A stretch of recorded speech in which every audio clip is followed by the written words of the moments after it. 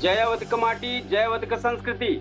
हमारे देखे वाले चैनल का देखे वाले दर्शक जो देवी देवता के तुल्य माँ हैं, आप सब हम जानते ही कि हमें उम्मीद है कि आप सब बेहतर हुई हैं। और हम सुल्तानपुर से उत्तर प्रदेश लखनऊ तक के आज टॉप खबर बतावे आई गया ही।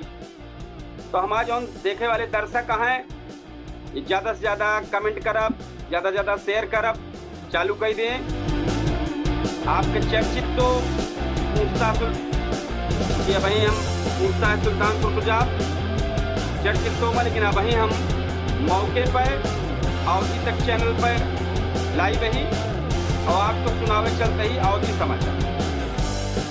भैया ये चीज़ के आप ज़्यादा से ज़्यादा शेयर करब, ज़्यादा से ज़्यादा करब चालू कर दें।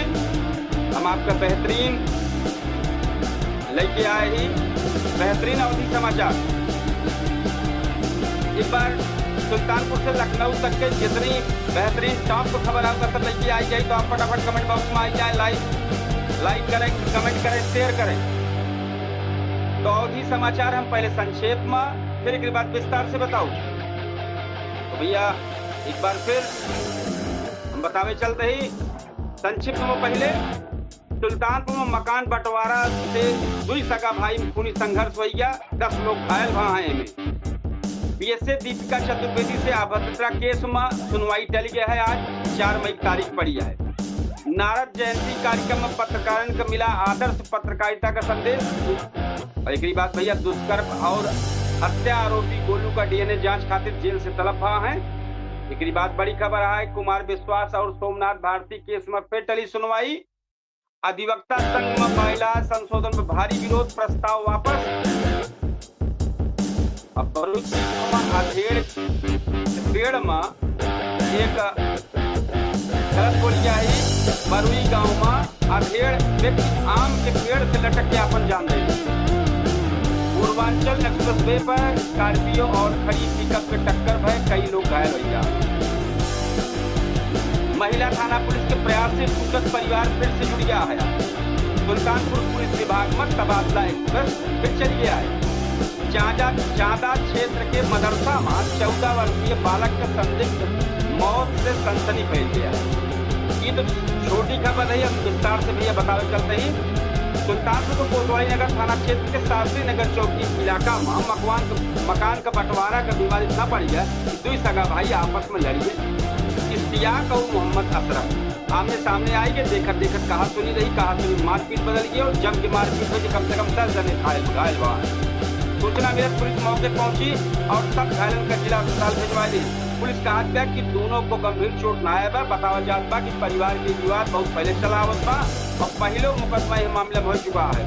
सीओ नगर सौरभ सामंत कहे कि मामला शांत है और जांच जारी है।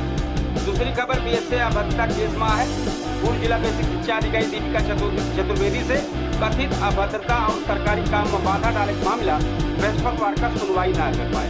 अब अदालत 4 मई की तारीख तय के बाद ये मामला 2023 के है, जब शिक्षक सुरेश प्रताप सिंह पर आरोप लगा कि बीएसए कार्यालय में घुस के दबाव बनावट बदसलूकी के हैं।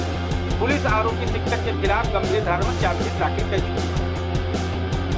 तीसरी खबर आ रही है, नारद जयंती पर पत्रकारिता का संदेश बा है। ये मेहमान रेस्टोरेंट में देवर से नारद जयंती पर भव्य कार्यक्रम आयोजित हुआ है। कार्यक्रम में काशी प्रांत के प्रचारक प्रमुख डॉक्टर मोरारजी त्रिपाठी पत्रकारों से कहें कि पत्रकारिता समाज का अमंगल से मंगल की ओर ले जाने वाली ताकत बनी बा।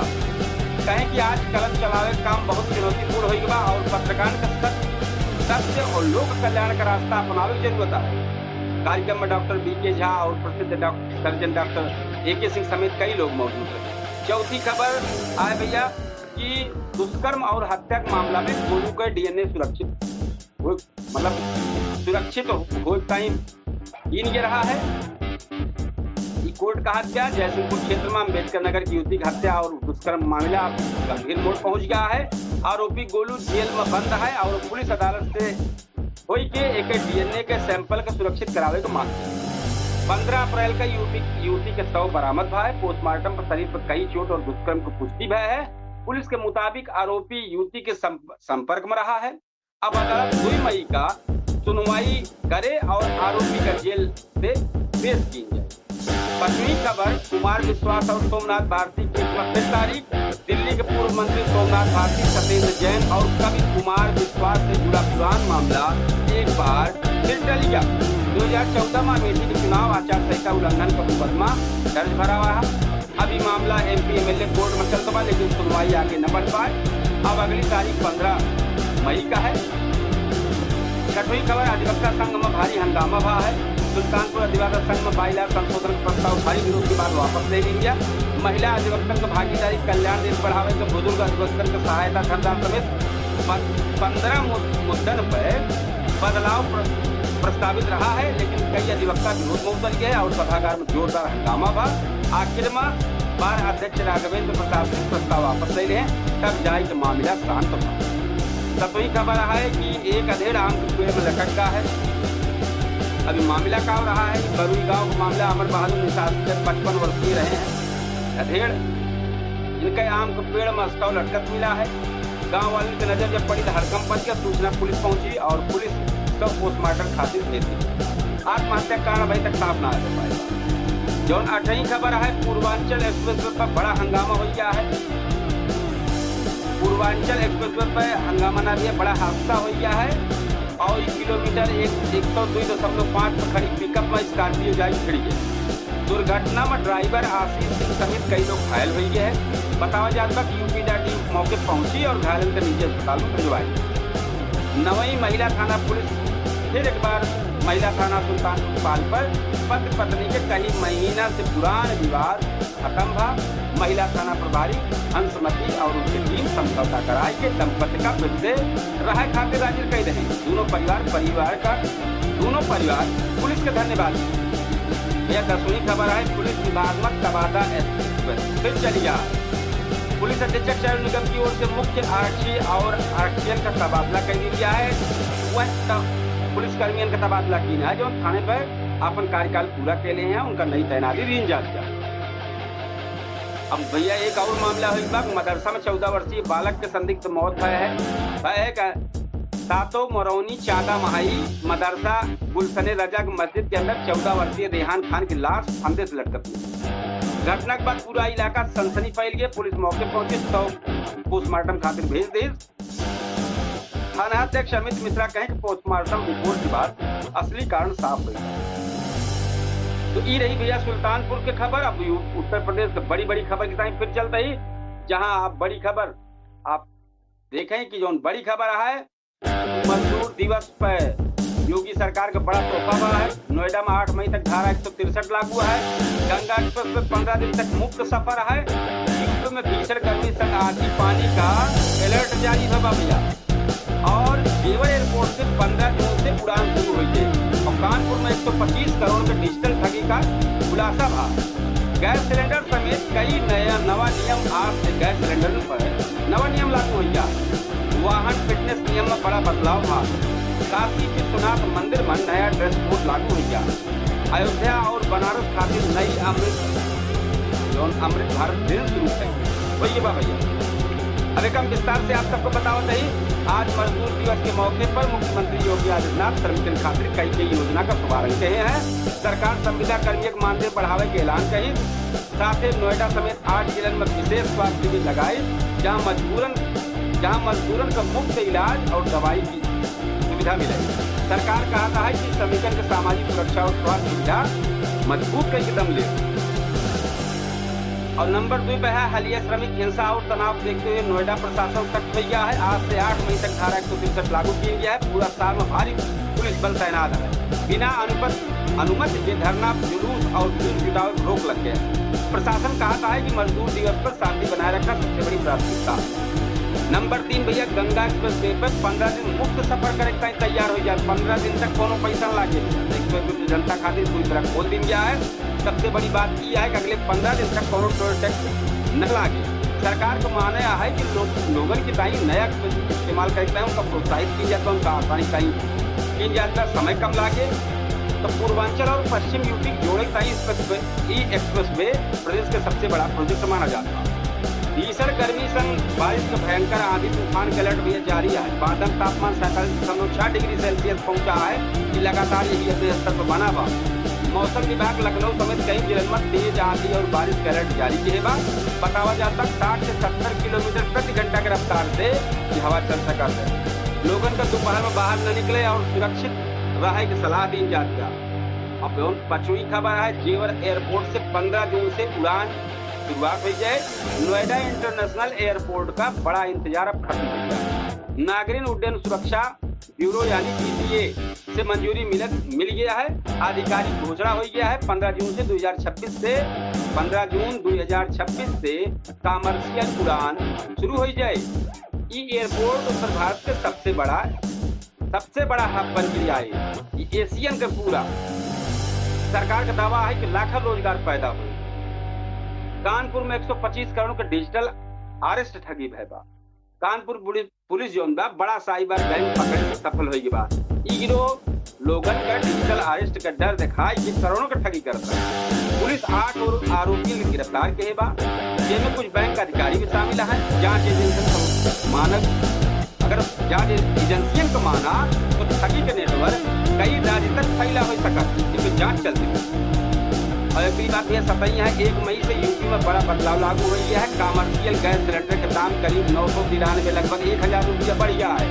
साथ ही बैंक खाता बीमन योजना और बिजली और बिल्डिंग से जुड़े नियम भी सरकार बदल रही है।